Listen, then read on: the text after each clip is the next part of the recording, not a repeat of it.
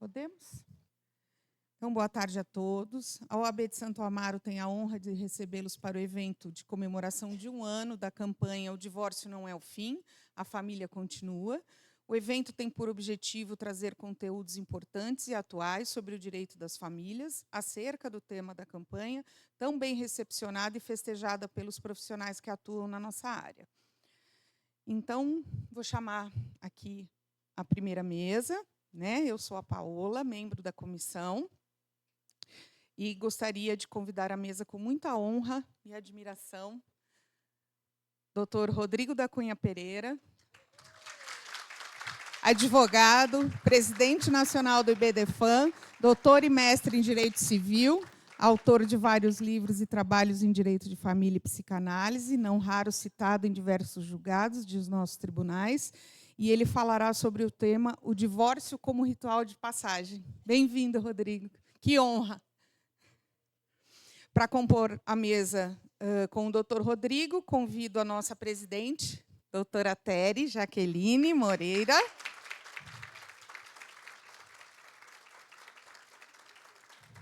Doutora Márcia Isis Ferraz, coordenadora.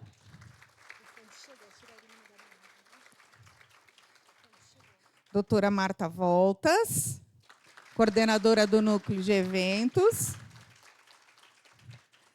Doutora Vanessa Zapater, juíza titular da Primeira Vara da Família e Sucessões e responsável pelo setor de justiça restaurativa do Fórum de Santo Amaro. Doutora Maria Regina Simões.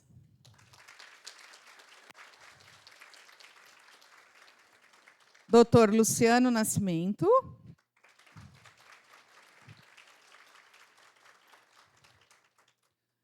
Doutora Ana Cláudia Borba.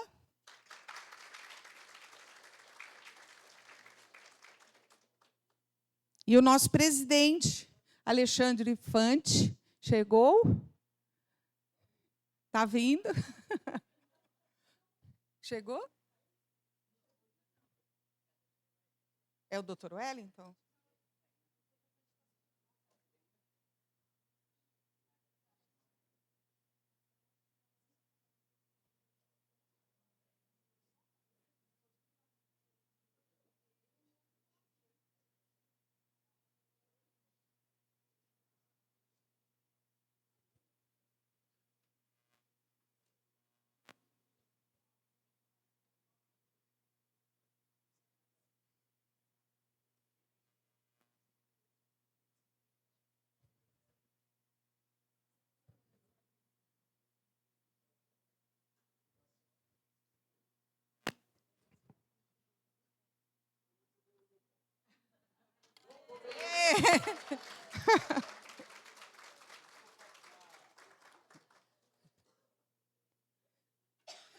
Finalizada a composição da mesa e para realizar a abertura do evento, passo a palavra para o nosso querido presidente Alexandre Fante.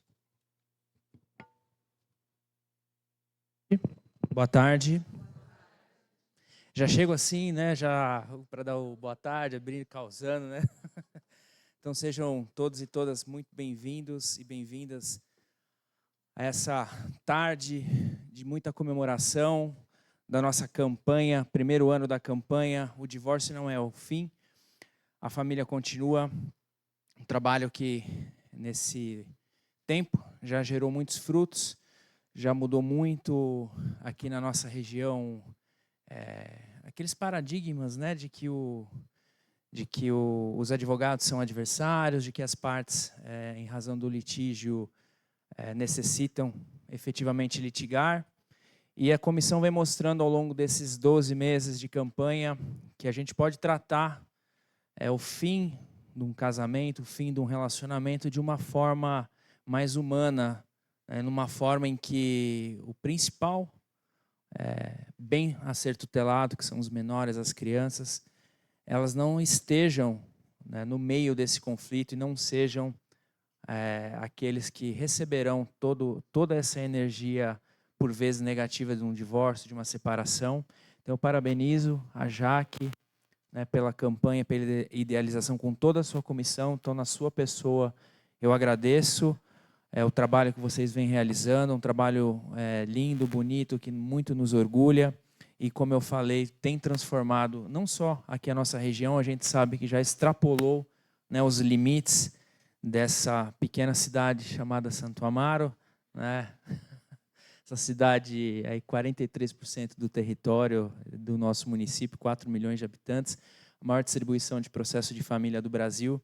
Então, a campanha como essa realmente ajuda, colabora e acrescenta muito na vida das pessoas, porque a gente diz, né, que cada um que for transformado por essa campanha, cada pessoa que receber esse poder de transformação, esse amor e essa energia que vocês vêm propagando, já valeu a pena tudo que foi feito. Então, agradeço na sua pessoa e de todos mais, componentes da comissão, por essa inesquecível campanha e essa inesquecível data que completa hoje 1 ano. Então, parabéns e muito obrigado por me permitir fazer parte de tudo isso. Muito obrigado.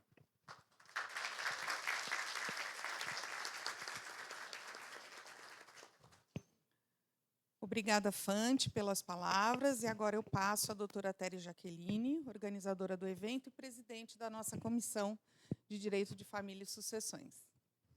Obrigada a todos. É um dia muito feliz para a gente. Para começar, que é o Dia Internacional da Família, né, doutor Rodrigo? Muito importante. Agradecer ao nosso presidente por todo o apoio, né, por confiar no nosso trabalho. Quando a gente apresentou essa campanha para ele, ele falou assim, ele super apoiou e falou, pode ir em frente. Né? Agradecer a cada membro da comissão aqui, que graças a esses membros, que hoje a gente está proporcionando isso para vocês. Né? Então, agradecer a cada um. Agradecer aqui também a cada um que nossos convidados, que estão aqui, a doutora Luciana Leite, a doutora Fernanda, a doutora Débora, a doutora Priscila, a doutora Luciana, que lá do Rio Grande do Sul, doutora Mariana Dibi, Mariana, Laureano, doutor Pedro, nosso garoto propaganda lá em Santa Catarina, que está divulgando tanto a nossa campanha lá. Muito obrigada. Doutora Tânia, do IBDFAN lá do ABC, núcleo ABCDR, né? Doutora Sandra, que está representando a doutora Fernanda Tortorce, né? Na comissão da OAB Central, né? Então, assim, gente, a doutora Janaína ali também, que está com a gente, né? Ela também faz parte disso tudo. Queria agradecer também a doutora Darliane, também por ter feito a nossa arte. Quando a gente passou isso para a comissão, ela interpretou muito bem. Eu falei muito que a gente queria muito fazer essa arte, e ela conseguiu expressar nesse desenho aqui, né? Que para muitos significa muito. Então, também queria agradecê-la também, né? E agradecer a cada um, gente, por esse evento hoje. O doutor Rodrigo, que está nos prestigiando lá, né, veio tão de longe para a gente, também confiando. Né? A doutora Vanessa, representando o judiciário aqui do Fórum de Santo Amaro, conseguimos o apoio dela. Nossa campanha está no fórum, todos os andares do fórum, nossa campanha está lá. Então, para a gente, que nem eu falei para ela, nós estamos passando pelos advogados. Mas, trazendo para o judiciário, a doutora Luciana foi a primeira que abraçou, né, na Lapa. Falei, nossa, hoje eu falei para ela, com certeza é um dia de muito orgulho. Ela, a doutora Flávia. Então, agradecer a doutora Marta também, né, pela oportunidade, a doutora Camila, aqui da Comissão de Previdenciário, que está com a gente. Então, assim, a nossa campanha, ela não veio à toa, né? Ela veio para conscientizar. Nós viemos para mostrar que queremos pacificar os litígios, os processos, brigas. Então, assim, a gente está demonstrando para vocês que o divórcio não é o fim. A família continua, ela recomeça todos os dias, com o pai, com o filho, com a mãe, com os filhos, que a gente tem que ter diálogo, tem que ter respeito. Acaba o relacionamento, né? Acaba a conjugalidade, mas a parentalidade jamais vai acabar. Então, assim, obrigado por apoiarem a nossa campanha. E continuem nos acompanhando. Obrigada.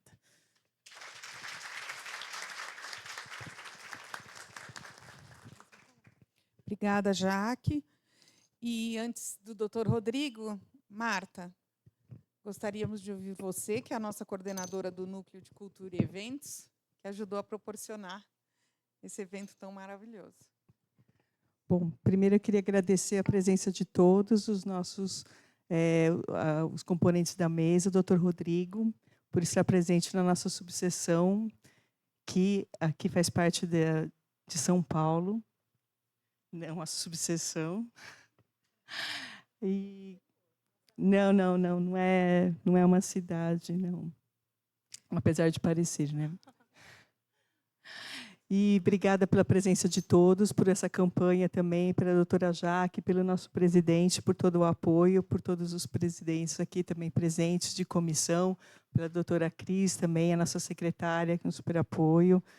Obrigada, doutora Priscila, doutora Luciana, doutora Fernanda Las Casas também, os funcionários. Eu acho muito importante também para a gente refletir, né, sobre a questão do divórcio, que realmente a família continua e toda a questão da parentalidade, né? E eu acho que a melhor pessoa virá agora para falar. Obrigada. Vou passar a palavra para o doutor Rodrigo.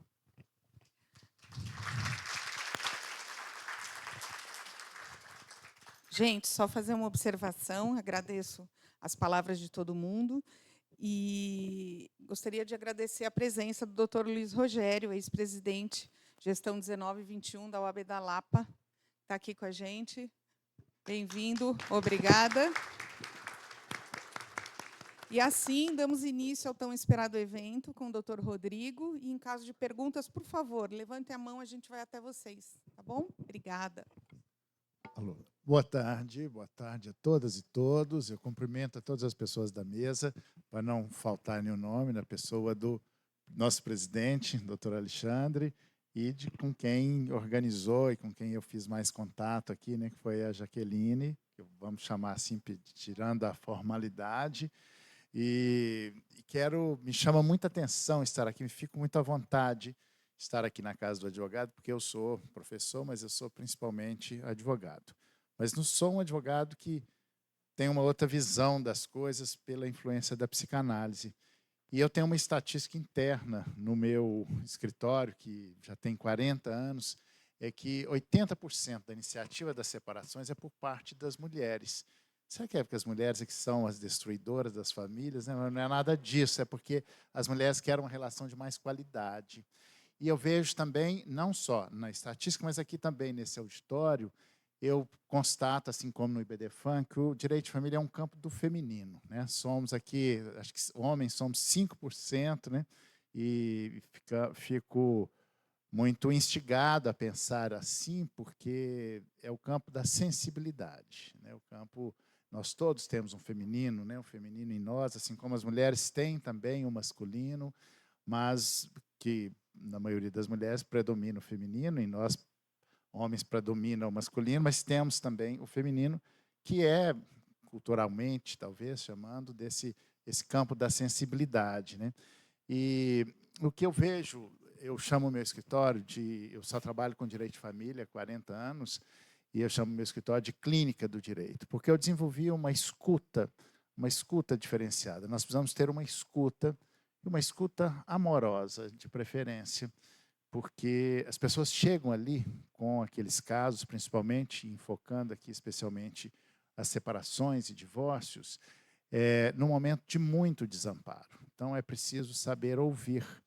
E as pessoas, por que chegam lá tão desamparadas e por que nós, advogados, passamos a ser as pessoas mais importantes da vida daquelas pessoas?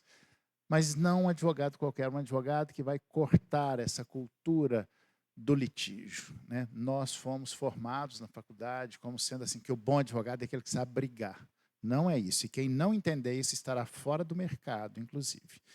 É preciso entender esse novo tempo. Então, todos os profissionais envolvidos no divórcio, né, os juízes, por exemplo, né, que ocupam aquele lugar do grande outro. É incrível, todos vocês já devem ter passado por essa experiência. A gente tenta fazer um acordo, não dá acordo, entra com o litígio, chega lá na frente do juiz, dá. E acontece o acordo. Será que o juiz fez um milagre? Né? Mas, na verdade, é porque ele tem esse lugar do grande outro, dessa autoridade.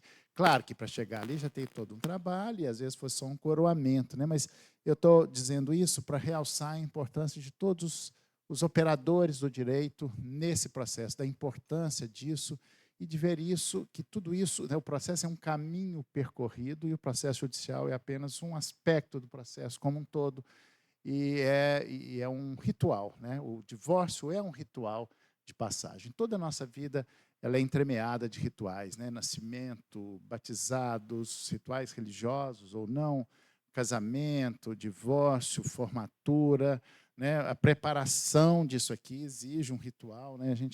Então, entender isso como um ritual é importante para cumprir isso e fazer com que o divórcio não seja uma tragédia, porque não é uma tragédia, né? A tragédia é permanecer numa relação e ir morrendo aos poucos. Isso sim é tragédia. Mas nós... e outra, o que eu vou contar para vocês como é que eu atendo os clientes lá na minha clínica do direito, né? E uma das coisas que eu falo e que eu noto que ajuda muito é que, assim, que a gente casa para ser feliz e separa para ser feliz também, né? Isso, e não é o fim da família, óbvio, mas tem muita gente que acha que é o fim da família, mas acha que isso é desculpa para não separar, porque separar é tão difícil que a gente fica arrumando desculpa. Ah, não vou separar por causa dos filhos. Mentira, é porque é mais fácil achar que é assim, né? E os filhos de pais separados, a gente já sabe muito bem que não são problemáticos. Problemáticos são filhos de pais que são infelizes ou que brigam na frente dos filhos, principalmente, né? E a separação, gente, é um ato de responsabilidade, um compromisso com a saúde. Pode não ser desejo, e às vezes é desejo, às vezes é necessidade, né? A psicanálise nos dá essa perspectiva de diferenciar essas expressões, né? Porque, por exemplo, quem está numa relação abusiva, para usar uma linguagem contemporânea, uma relação abusiva e tem violência doméstica, violência física, e as pessoas até se gostam, né? E não querem se separar, mas às vezes, é uma relação tão tóxica e que faz tanto mal que às vezes se torna uma necessidade. Então, em algumas situações, a separação é uma necessidade e não um desejo. Mas é importante entender esse desejo, né? Por que é que eu estou ali? Né? E lembrar daquela música, né? De uma expressão que a psicanálise chama de gozo, que é esse paradoxo do prazer e do sofrimento, que é: você não vale nada, mas eu gosto de você. Tudo que eu queria era saber por quê, né? Então, eu estou ali, naquele gozo mortífero, né? Porque o gozo tem apetite de morte. E, então, é importante a gente perceber isso. Mas não estou falando aqui para as pessoas que se separaram. Provavelmente, muita gente aqui já se separou, já passou por isso, e nada como ter vivido essa experiência para poder falar, entender isso, entender na pele. A reflexão aqui é para profissionais do direito. Nós, profissionais do direito, como é que nós vamos lidar com isso? Então, uma das coisas importantes que eu, inclusive, ensino isso, escrevo isso, ensino nos meus cursos, escrevo isso, que é entender que um conceito de psicanálise que é de desejo e desamparo. As pessoas chegam ali naquele momento, nos procurando, num momento de muito desamparo. Por que isso? Porque somos sujeitos de desejo. Desejo é falta, está sempre faltando alguma coisa em nós. E nós achamos que vamos tamponando esse buraco da vida, esse vazio existencial que todos nós temos e que, em algum momento, ele é escancarado. Mas é a nossa estrutura psíquica que é assim, o nosso funcionamento é assim, nós somos sujeitos de desejo é falta, né? E, como diz Lacan, desejo é desejo de desejo, né? A melhor definição de desejo é essa. E ali o desejo é falta, tá sempre, eu quero... e a gente vai tamponando isso com objetos de consumo. Tanto é que o capitalismo só existe por causa disso, porque somos sujeitos de desejo. E o capitalismo, inclusive, faz-nos acreditar que desejo é necessidade. Eu tenho um celular aqui, que é 10, sei lá, e eu acho que eu preciso de um 11, 12. Eu preciso nada, eu desejo um 11, 12. Né? E eu vou tampando o buraco da vida, eu vou tamponando. E assim a gente vai se enganando a vida. Uns tampam o buraco da vida com cachaça, com futebol, as mulheres gostam de, desculpe, vão comprar uma roupa nova, né? Tudo bem, acho que é bom, ajuda sim. Mas a gente tem que ter essa consciência de que isso tudo é ilusão. É que nós somos sujeitos de falta, estará sempre faltando alguma coisa. E quando nós encontramos um amor, a gente acha, bom, agora eu sou completo. Só que esse amor se esvai. E é nesse momento que se esvai que chega lá para a gente, na clínica. E a partir do momento que a gente tem esse entendimento, essa compreensão, nós podemos ter dar um amparo, ter essa escuta, né, com esses profissionais. Então, nós, profissionais do direito, principalmente quando começa ali, né, no advogado, que depois vai passar por outros profissionais lá, chegar no juiz e tal, ainda que seja uma homologação, e ainda que hoje esteja muito simples, esse ritual é importante, ele vem coroar, né? Assim como fazer um inventário de uma pessoa que faleceu, é importante, que é cumprir um ritual, ajudar na elaboração da morte. Então, é ajudar na elaboração desse luto. Viver um luto é um luto. A separação é um dos momentos mais difíceis da vida. Não é fácil, nem simples, mesmo consensual, porque é aquele momento que eu me deparo com o meu desamparo. E nós, quando a gente tem uma escuta, quando a gente ouve, né, quando a gente acolhe essas pessoas, isso é muito prazeroso. Eu digo, olha, o meu prazer não é em separar as pessoas, até porque nós, profissionais, não temos o direito de falar separa que é bom, não separa que é bom. Isso não cabe a nós, senão nós vamos entrar num valor moral, entrar numa questão moralista. Nós estamos ali para apoiar o que as pessoas quiserem, mas podemos ajudá-las a refletir sobre isso, né? Isso que nós, profissionais, podemos fazer, trazendo elementos, trazendo, às vezes até indicando algum livro, filme. Por exemplo, aqui, eu aproveito para fazer propaganda aqui desse meu livro, Direito das Famílias, que já acabou de sair a 4ª edição, que ao final de cada capítulo tem filmes, porque, além da psicanálise, eu aprendi que a arte também nos liberta nas suas diversas linguagens, né, na literatura, poesia, música, enfim, todas as linguagens, mas também os filmes. Para nós, profissionais, né, nós, por exemplo, vai falar sobre alienação parental. Tem um filme ótimo, chamado Morte Inventadas, vai entender o que é alienação parental. Quando nós falamos, e tem vários filmes aqui, tem cerca de 150 filmes aqui ao final de cada capítulo, especificamente sobre cada assunto. Não sei se vocês já assistiram, porque é um filme mais antigo, chama A Guerra dos Roses, que é importante quem estiver brigando por uma partilha, vai ver qual que é a consequência dessa briga. E, na verdade, essa briga é uma mentira, é tudo mentira. Né? Aquela briga, né, que os clientes chegam para nós e falam, só quero os meus direitos. Né? Todos dizem isso. Mas estão sempre com a sensação de que estão perdendo algo. Estão sempre com a sensação de que está em desvantagem. E quando a gente faz um acordo, nós, advogados, às vezes levamos essa, assim, olha, que o acordo não foi bom, que o outro ficou em vantagem, está sempre a sensação de que o outro ficou em vantagem. E aí nós precisamos também ter essa consciência, nós profissionais, porque senão nós seremos condenados ao final, né? Tem isso também, né? Assim, achar que a gente passou para o outro lado. E a psicanálise, inclusive, nos ajuda a entender um pouco das estruturas de personalidade. O cliente paranoico, por exemplo, ele sempre acha que você passou para o outro lado. Então, é um perigo o cliente paranoico. Né? Eu não atendo cliente paranoico, mas precisa ter um filtro muito bom para saber quando ele é paranoico. Né? Ele sempre acha que nós estamos vendido, comprado, igual acho que o juiz está vendido ou comprado, né? Que é sempre assim, né? Se foi a sentença foi desfavorável, é assim que acontece. Mas essa consciência, gente, e acho que eventos como esse são importantes, que nos trazem essa reflexão. Eu sempre pratiquei isso, mas acho que é a primeira vez que eu estou falando isso, e agradeço a Jaqueline a oportunidade de estar conseguindo poder fazer uma síntese disso, de 40 anos de profissão, né? De trazer um pouco dessa experiência, que vocês não precisam inventar a roda, isso já está posto, né? Mas é muito importante essas reflexões, porque isso vai nos dar uma qualidade maior, uma ética, a nova ética da advocacia é isso. Né? Nós, como eu disse, nós precisamos entender isso. A nova ética da advocacia não é instigar o litígio. Claro que o litígio, às vezes, é necessário, né, em algumas determinadas situações, mas é o último caso. Eu falo sempre para os clientes, olha, nós temos duas formas de resolver as coisas, ou por bem ou por mal. Melhor resolver por bem. Mais rápido, mais fácil, mais barato, menos traumático. Né? Isso ajuda. Né? Mas aquilo que os clientes vão dizendo ali, eles estão sempre com a sensação de que estão perdendo.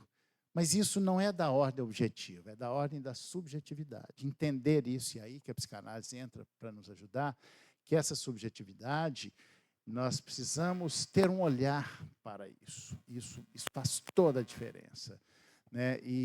Então, quando umas coisas que eu falo, que eu noto que os clientes gostam muito, quando eu digo, olha, você que está separando, né, já chega lá, já está decidido que está separando, mas um pouco culpado que a família está acabando, né? Fala, olha, a família não está acabando, a conjugalidade está acabando. A família nuclear passará a ser binuclear, que é essa expressão, né, que está, inclusive, já no meu dicionário, 2 núcleos dessa mesma família, pai e filhos, mãe e filhos. Mas esse conceito, né, porque é importante essa expressão, e o direito de família tem um novo vocabulário, e esse novo vocabulário é importante, porque essas expressões não são tão inocentes, elas são importantes, porque elas vão ressignificando todo o conteúdo jurídico. Por exemplo, ao invés de falar visita, não é visita, nós devemos nos recusar a falar visita, é convivência familiar.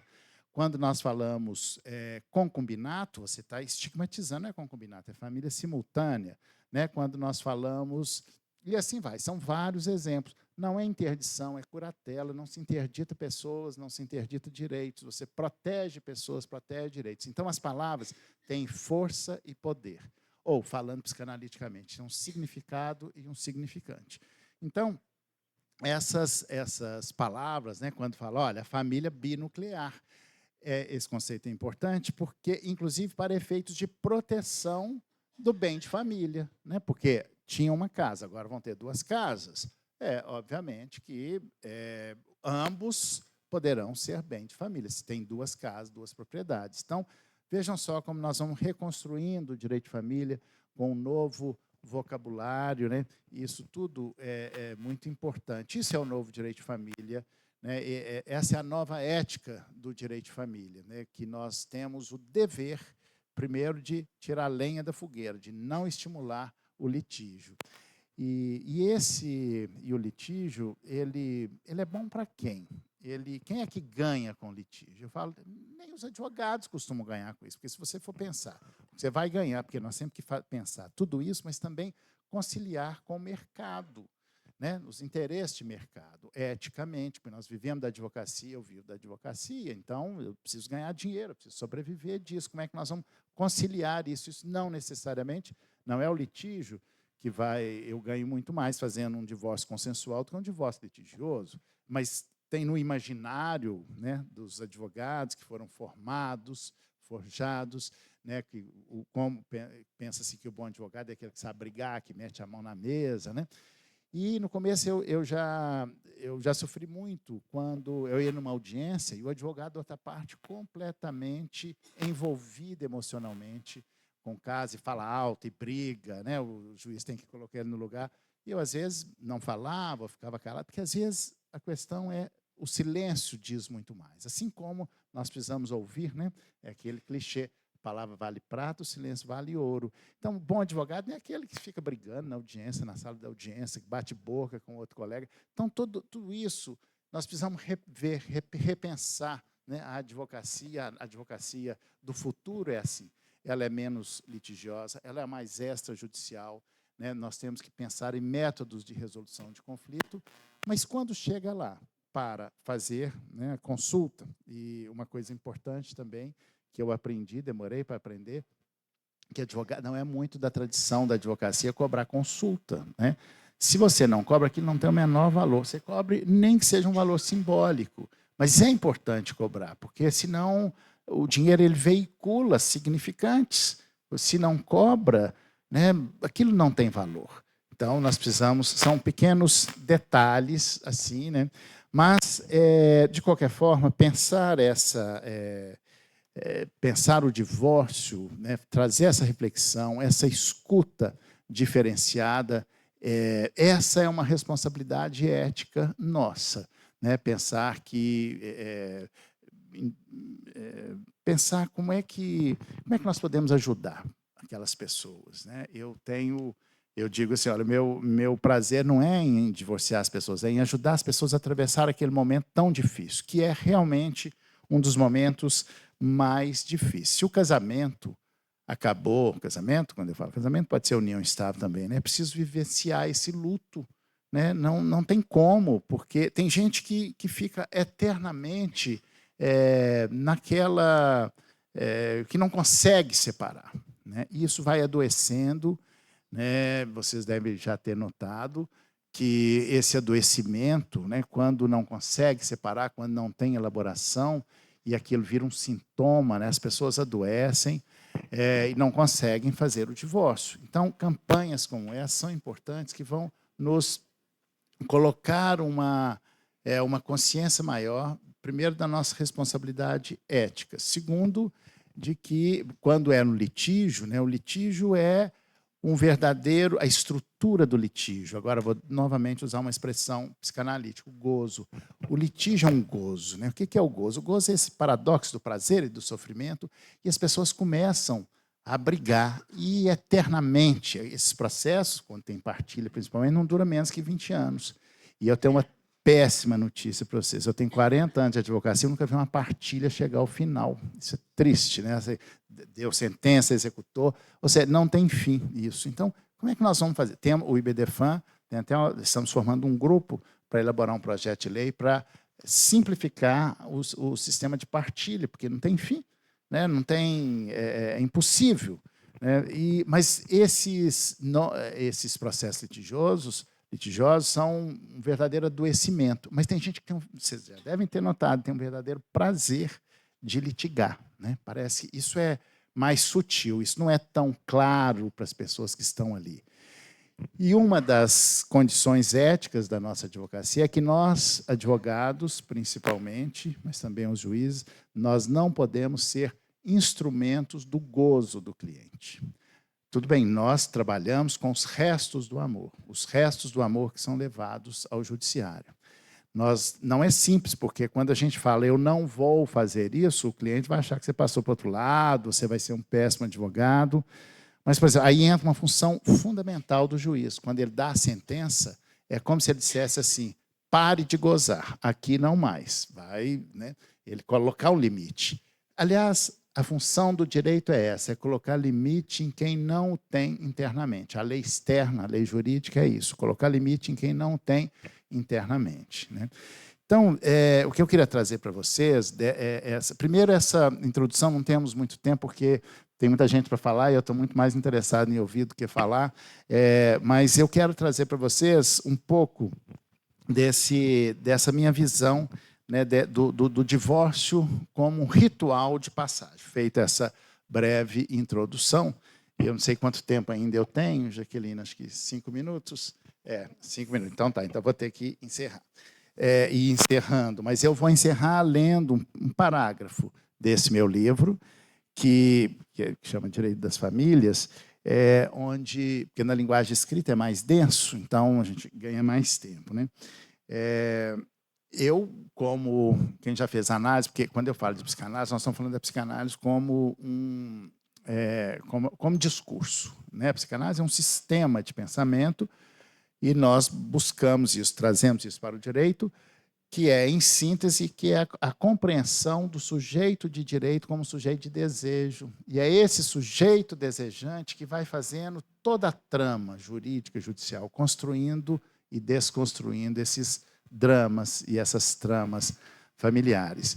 Mas, então, interessa para nós a psicanálise como discurso. Mas tem a psicanálise clínica, né, que, às vezes, é importante que os clientes façam análise. Aliás, é importante que a gente faça análise, né, porque, para ver a loucura do outro, primeiro tem que ver a da gente. Né? Claro, né, visitar ou revisitar os nossos fantasmas não é fácil nem simples, mas é necessário, e assim nós poderemos ser melhores profissionais. Não que todo mundo tem que fazer análise, mas se puder, ajuda bem, viu, gente? Olhar para os próprios fantasmas, porque tem gente que mistura com os clientes. Nós temos que ter uma distância, porque direito de família, às vezes, se a gente não tiver esse distanciamento, ele vai ser muito estressante. Nós temos que ter um distanciamento, né? Nós não podemos nos misturar na emoção do cliente. Claro que isso não é tão simples, tão fácil. Né? Tem uma carga ali pesada que a gente ouve, mas nós temos que ter um distanciamento, até porque se a gente se misturar na emoção do cliente, nós não vamos conseguir ajudá-los. Então, nós temos que ter esse distanciamento. A gente vai desenvolvendo uma técnica para isso, né? Fazer análise, fazer a própria análise ajuda bastante, mas é importante que a gente tenha essas noções. Isso é a clínica do direito. Isso é trabalhar o profissional do direito de família, do futuro, a nova ética do direito de família. Né? Bom, então eu vou ler aqui, né, esse pequeno trecho, que é assim, do meu livro, que diz o seguinte: na linguagem jurídica, os ritos traduzem-se como um processo. Pode-se dizer, então, que o processo judicial é um ritual sob o comando do juiz, o qual ocupa a importante função de representante da lei e, simbolicamente, de um pai, que vem, principalmente, fazer um corte, por fim, a uma demanda amigável ou litigiosa, instalando uma nova fase na vida das pessoas. Muitas vezes, também, no litígio conjugal, barrar o desejo desenfreado e colocar o excesso desenfreado, colocando fim a uma relação doentia sustentada principalmente pelo ódio. Amor e ódio andam juntos, mas o ódio une mais do que o amor. As pessoas ficam ali unidas pelo ódio eternamente, sustentadas por aquele processo. E essa é a pergunta: até onde nós, advogados, juízes, profissionais envolvidos, somos usados, somos instrumentos do gozo do cliente? Essa é uma pergunta mais importante do que a resposta, porque nós devemos nos perguntar sempre. Bom, um dos mais sofridos e traumáticos ritos de passagem de nossa vida é o da separação conjugal. Alguns não conseguem transpor esse ritual e viver o luto necessário. Se o casamento adoeceu, é necessário fazer alguma coisa por ele e pelos sujeitos ali envolvidos. Muitos não conseguem fazer um passe, né, e percorrer, às vezes, o necessário ritual de separação e entregam-se a uma eterna lamentação. Né? Porque vocês devem ter gente que fica ali, naquela sempre, um sofrimento eterno, né? Assim, parece que tem até um certo prazer com aquilo.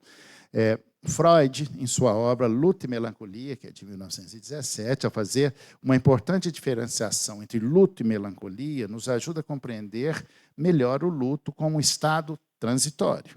Segundo ele, os traços da melancolia são um desânimo profundamente penoso, a sensação de interesse pelo mundo externo, a perda de capacidade de amar, a diminuição dos sentimentos, de autoestima e o empobrecimento de seu ego, o que pode se apresentar também como uma forma de mania.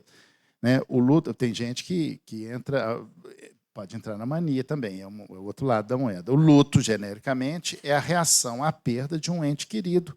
É o mundo que se torna vazio e pode ser visto também como um ritual ou processo de passagem, necessária à compreensão da perda. Por isso, é importante enterrar nossos mortos, fazer os rituais necessários, velório, enterro, cremação, cultos religiosos, etc. O processo judicial de inventário, por exemplo, tem também essa função simbólica, ajudar na elaboração da morte e na passagem do luto. É muito comum algumas pessoas não conseguirem dar andamento ou terminar esses processos, tamanha dificuldade de lidar com esse luto. Há sempre uma desculpa: não tem tempo, custa caro, falta documento, mas inconscientemente isso significa mesmo a dificuldade e a aceitação da perda. Cumprir rituais, sair de uma posição de sofrimento, elaborar o luto, significa tomar as rédeas do próprio destino. É uma decisão entre ser sujeito ou permitir-se ser objeto do desejo do outro. Por isso, os rituais exigem preparação, discernimento e coragem. Mas, ao final, além de fazer uma passagem, uma transposição, podem também servir de elevação da alma, apesar da dor que muitas vezes os acompanha. Particularmente, o ritual do divórcio conjugal, que fará a passagem de um estado civil para outro, apesar do sofrimento, traz consigo o mesmo sentido do casamento, ou seja, as pessoas se casam para serem felizes e se separam também à procura da felicidade. É isso. Obrigado.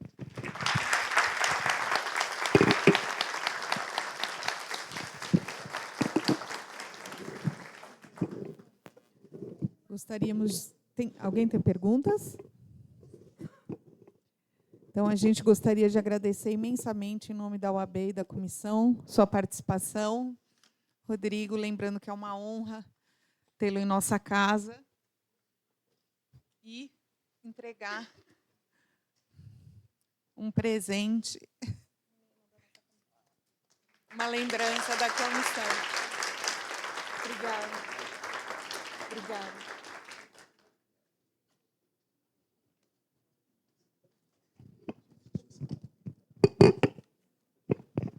Gente, eu esqueci, eu pedi à editora para mandar os livros, agora é a hora da propaganda, tá? para poder comprar esse livro aqui que acabou de sair, tem um trecho que eu li, e ela não conseguiu mandar, mas mandou um cupom para quem quiser comprar, tem até o dia 9/6, pode comprar esse livro com desconto de 20%, basta o cupom, tem uma senha, né? Hoje tudo tem senha, até isso tem senha. É Cunha 25, tá? Lá na editora, acho que pode ser pela Amazon, na editora Forense, porque é um livro da editora Forense, tá? Se alguém tiver dificuldade, pode falar comigo lá no meu Instagram, Rodrigo da Cunha Pereira, e eu reencaminho. Obrigado.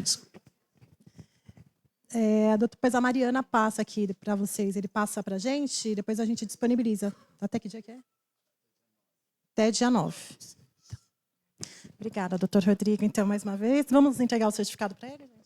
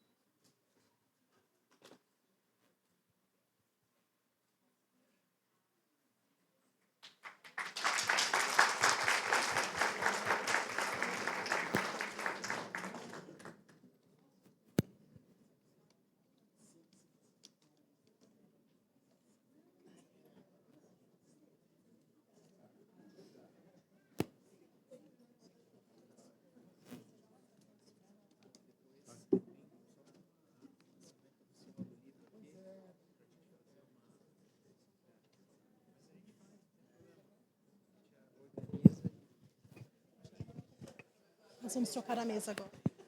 Fala que nós vamos